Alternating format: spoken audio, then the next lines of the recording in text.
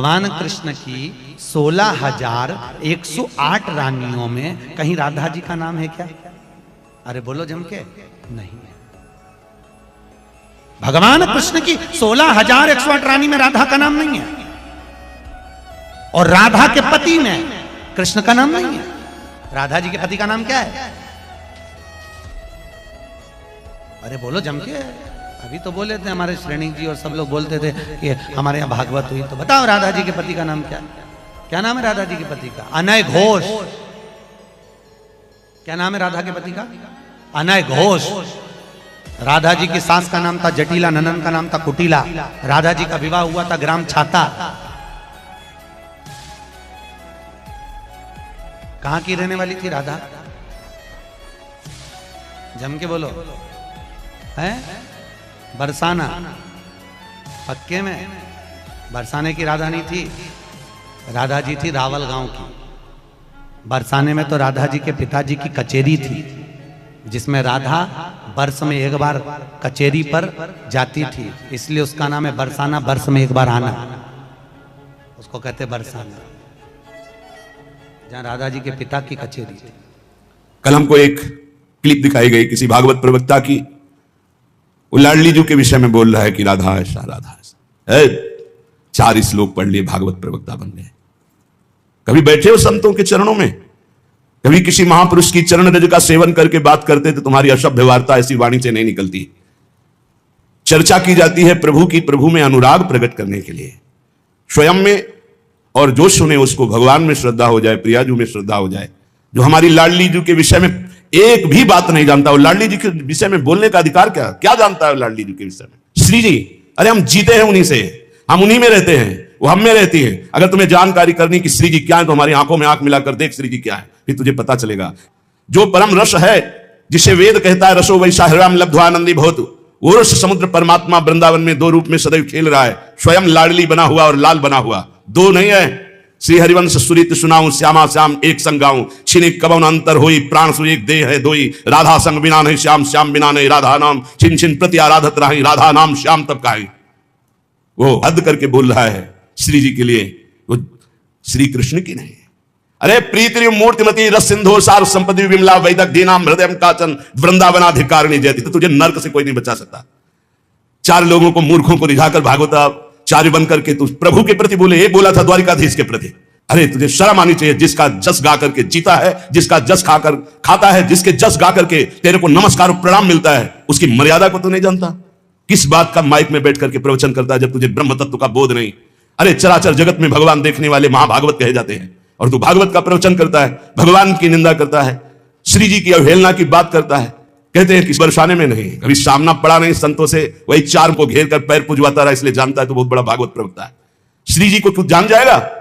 प्यारोढ़ क्षम देने अच्छे सुखादे नाम तो ध्यानगम, जो भगवान शंकर और ब्रह्मा सुखादि के भी ध्यान में नहीं आने वाली है, वो हमारी लाडली जो है। और रही बरसाने की बात, श्री जी बरसाने में है कि नहीं, तो अभी कितने ग्रंथों का स्वाध्याय किया है, अभी रस ग्रंथों में प्रवेश ही नहीं हुआ। ये 4 श्लोक पढ़ लिए, भागवत प्रवक्ता बन गए। जो मन आया सो नरक जाओगे। ध्यान रखना, वृंदावन की भूमि से गरज कर कह रहा हूं, बोलने का अधिकार तब है जब तत्व का बोध हो जाए। बोलने का अधिकार है दैन्य होकर अपने इष्ट की यश गाथा गाओ, जिससे आस्तिकता बढ़े, नास्तिकता नहीं। अपने को बड़ा तो ज्ञानी समझता है लाडली जी के विषय में। रस ग्रंथों में प्रवेश नहीं है, रस ग्रंथों का किंचन मात्र ज्ञान नहीं है। और कह रहे हैं, देखो हमारी लाडली जी कौन है? तस्यापार रससार विलास मूर्ते, रानंद कंद परमाद्भुत सौम्य लक्ष्म्या, ब्रह्मादि दुर्गम गतिर वृषभानुजाया, कैंकर्यमेव मम जन्मनि जन्मनि स्यात्। तस्या अपार रस सार विलास मूर्ति। अपार रस के समुद्र हैं लालजू, और अपार रस का सार है लाडली जू। प्रीतिरु मूर्तिमती रस सिंधु सार संपदी विमला। प्रीति के समुद्र का सार है हमारी लाडली जू, सांद्रानंद घन प्रेम मूर्ति किशोरी। श्री लाडली जू कौन है? जो अपार रस समुद्र का सार है। अपार रस समुद्र कौन है? रसघन मोहन मूर्ति श्री लालजू महाराज। लालजू के हृदय का मूर्तिमान प्रेम श्री राधा किशोरी जू है। जो आनंद कंद श्याम सुंदर के सुख की परम अद्भुत शोभा और खान है, जिनसे लालजू महाराज परम सुख की याचना करते हैं। मांगत लाल लाड़िलो नागर, प्रगट भई दिन दिन की चोरी, दान दैरी नवल किशोरी। जिन श्री लाडली जी की गति को जानना ब्रह्मादि के लिए भी दुर्गम है। ब्रह्मादि दुर्गम गतिर वृषभान, जिनके अंश से ऐसी अनंत शक्तियां प्रकट होती हैं, करोड़ बिजली की कांति जिनके श्रीअंग से कोई उन्हें स्पर्श कर सकता है, कोई उन्हें देख सकता है। हे, बहुत हमें अंदर से गुस्सा लगी सुनकर के कि प्यारी जी और प्यारे जी के विषय में जानता नहीं, कभी वृंदावन की रज में नहीं लौटा होगा, कभी रसिकों का संग नहीं किया, और कह रहा है कि लाडली जो वृषभानपुर बरसाने में ही नहीं है। हमारे आचार्य कह रहे हैं, देख सखी राधा पी केली, ये दो खोरी खीरक गिर गहवर बिहरत कुंवर कंठ भुज मेली। हर समय प्रिया प्रीतम की उपस्थिति गहवर वन बरसाने में की मानी गई। इतने रस ग्रंथ है, ये क्या 4 अक्षर पढ़ लिए और भागवताचार्य बनकर के ऊट पटांग की बातें करते। अनुराग रस की सार मूर्ति, सांद्रानंद घन प्रेम मूर्ति किशोरी, जिनके श्री अंग से अनंत बिजलियों की कांति प्रकट होती, जिनके निकुंज को देखना बड़े बड़े ब्रह्मादि के लिए दुर्लभ है। उन महारानी को ये क्या बोलता है। एक ने बोला था कि राधा राधा बोलोगे, ऐसा ऐसा, तुरंत पता चला था कि 2-4 दिन में हटा दिया गया था। किशोरी जी के विषय होश में बोलना हमारा जीवन है, हमारा सर्वस्व है। किशोरी जी तो कुछ नहीं करेंगी, बड़ी करुणामयी है, लेकिन अगर हमारा हृदय जल गया तो तू ना लोक लायक रह जाएगा ना परलोक लायक रह जाएगा। ऐसे भागवत प्रवक्ताओं से बिल्कुल कथा नहीं सुननी चाहिए। नरक की प्राप्ति होती है। जिनसे प्रभु के यश की बात सुनने को मिले, जिनके वाणी सुनने से हृदय गदगद हो जाए, अश्रु निकलने लगे, ये जिनके लिए प्राण समर्पित करने की भावना हो जाए, यह है भगवत चर्चा। ये भगवत चर्चा बड़े ज्ञानी बनते हैं। अभी तत्व के विषय में मत बोलो, कृष्ण तत्व को तो तुम जानते नहीं हो। जो ब्रह्म तत्व में स्थित है उनकी भी हृदय की स्थिति को ऐसे आकर्षण कर लिया। बोलते हैं कृष्णात् परम किमपि तत्व हम न जाने। जो कृष्ण का भी परम तत्व राधा बोलने का अधिकार पहले सीख। पहले रसिकों की चरणामृत पियो, चरण रज लगा उनकी जूठन खा, तब तेरे में सामर्थ्य आएगी राधा बोलने की। वे केवल बोल दिया, ऐसी धूर्तता से शब्द निकले थे कि ऐसा लग रहा था कि नजदीक हूं, तुमको बताऊं कि राधा क्या तत्व है। अभी तुम क्या समझते हो। भोली भाली किशोरी को ऐसा मत समझ लेना। उनके जन ऐसे हैं कि तुम्हारे सर्वनाश करने में बिल्कुल समर्थ हैं। एक संकल्प में ना तो लोक लायक रह जाएगा ना परलोक लायक रह जाएगा, पक्का। ये हम वृंदावन से गर्जना करें। महारानी जी के विषय में बोला तो ना लोक लायक, देख लेना, सभा में कह रहा हूं, देख लेना, ना लोक लायक रह जाएगा ना परलोक लायक रह जाएगा। जो श्री जी के विषय, श्री जी को क्या जानते हो, हमारी स्वामिनी है, हम उन्हीं से जीते हैं, उन्हीं में वास करते हैं, हम में रहते हैं, हम उनमें रहते हैं। क्या समझते हो तुम। श्री जी के विषय में बोलने के लिए बहुत होश से बोलना। जहां श्री कृष्ण महावर रचते हैं वो हमारी श्री जी हैं। अभी तुम किस राधा की बात करता है। अभी जाना कहां राधा को। राधा को जान जाएगा तो आंसुओं से वार्ता होती है, बाणी से मुंह हो जाती, कौन रस बाढ़े जहां बोली बोली भार रही। कहां की रहने वाली थी राधा, जम के बोलो।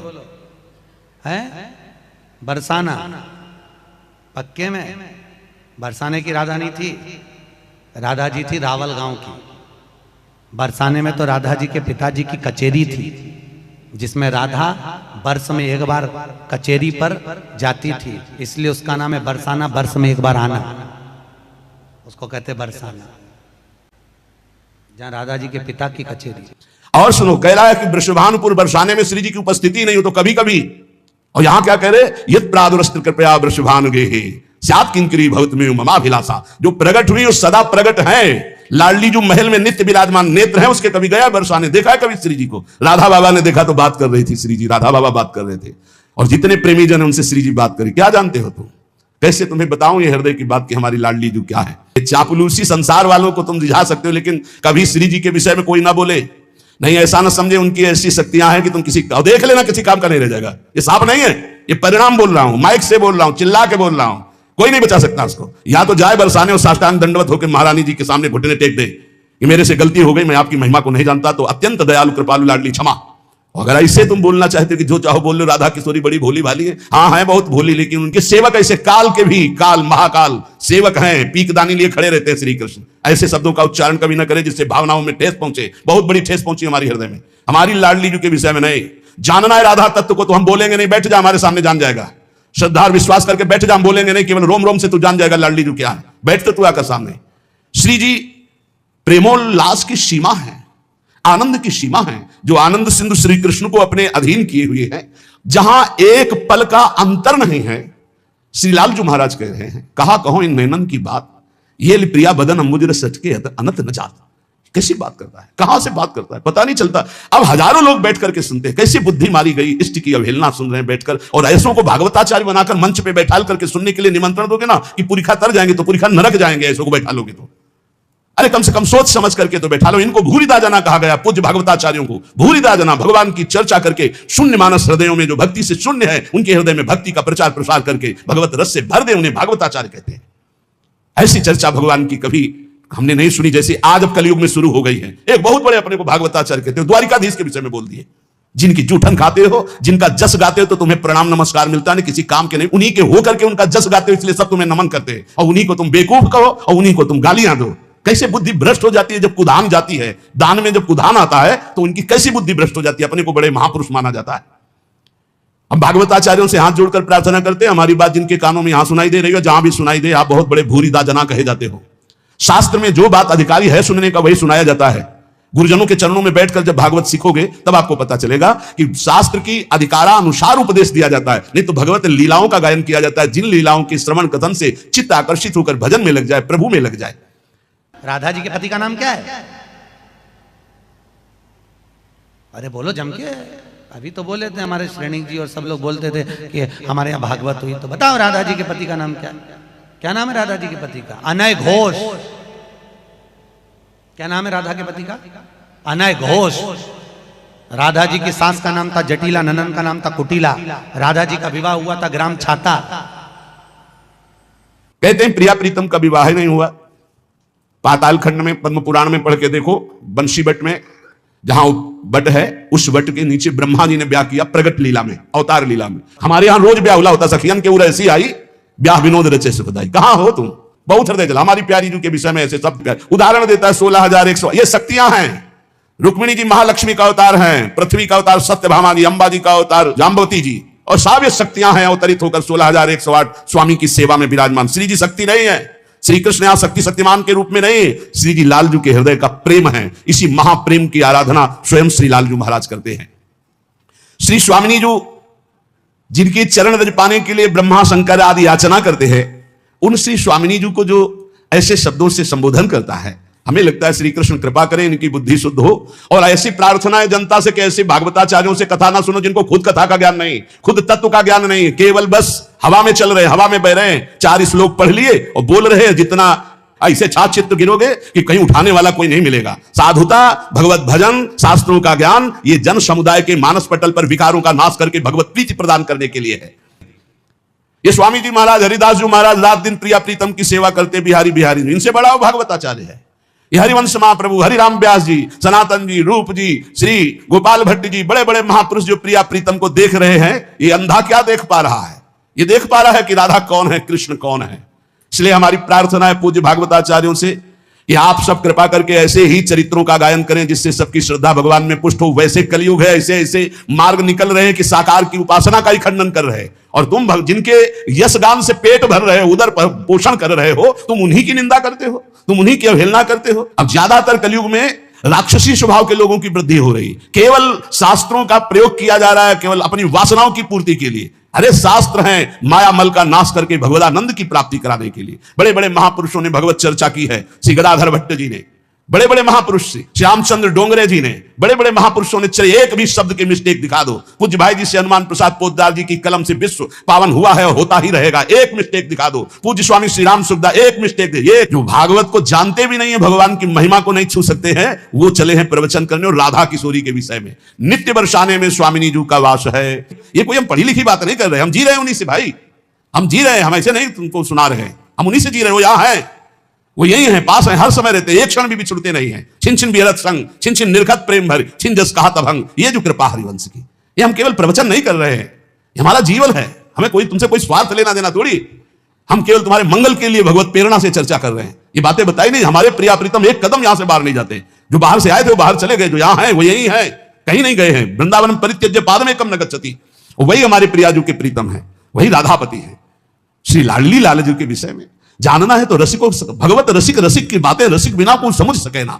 कल हम जब क्लिप हमको दिखाई गई तो हमें बहुत असंतोष हुआ कि छोटे छोटे बौद्धिक स्तर से जो लोग भक्ति करते हैं, उनको पता नहीं शास्त्रों का, उनको ज्ञान नहीं, आप लोगों के मुख से ही सुनकर उनकी श्रद्धा पुष्ट होती है और भगवान के मार्ग में चलते हैं। कौन ऐसा भागवताचार्य है जिसका भरण पोषण विश्वम्भर भगवान के जस गायन से ना हुआ हो? आप उन्हीं की निंदा करोगे, आप उन्हीं की अवहेलना करोगे, आप उन्हीं का इस तरह से बर्ताव करोगे, और अपने को तुम कहते हो भागवत प्रवक्ता।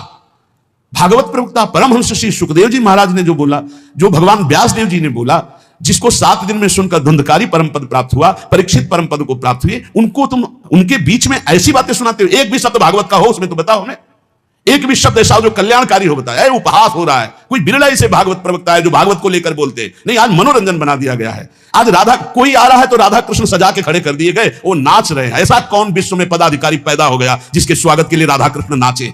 अरे तुम्हारी दुर्गति हो जाएगी, बहुत होश में। स्वांग मत समझो राधा कृष्ण को, स्वांग मत समझो कि कोई अधिकारी आ रहा है उसके लिए नाच गाने के लिए तुम राधा कृष्ण का मूर्ति वो लांग बूट पहने हुए वो वहां से निकल रहा है, ना प्रणाम न नमस्कार, वो समझ रहा है मेरे स्वागत के लिए। तुम्हारे स्वागत के लिए नहीं, नरक का स्वागत होगा। जहां बंसी और मुकुट विराजमान वहां सर झुकना चाहिए। अरे सब में भगवान फिर तो भगवान का स्वरूप बनाए हुए, इसलिए भगवान का स्वरूप बनाना या भगवान की लीला कथा करना बहुत होश से की जाए जो शास्त्र में। नहीं तो पक्का समझो, अगर प्रश्न का सही उत्तर तस्मात् शास्त्रम प्रमाणम नहीं तो उत्तर देने वाले को नरक मिलता है। और मंच पे बैठ करके अगर तस्मात् शास्त्रम प्रमाणम के अंतर्गत नहीं बोला जाता तो उसे नरक की प्राप्ति होती। ये थोड़ी कि माइक मिल गया जो मनावे सो बोलते रहो, जैसा मनावे वैसा बोलते रहो। लाडली को जानना है तो वृंदावन की रज का सेवन करो, ब्रह्मेश्वरादि सुदरूप पदारविंद। तो अगर परीक्षा ली जाए कि तुम अपनी पवित्रता कैसे करते हो तो उसमें भी सही नहीं उतरेगा। और ब्रह्मेश्वरादि सुदरूप पदारविंद श्रीमद पराग परमाद्भुत वही भवाया, श्री स्वामिनी जी के विषय में बोलने का अधिकार कहां से प्राप्त कर लिया?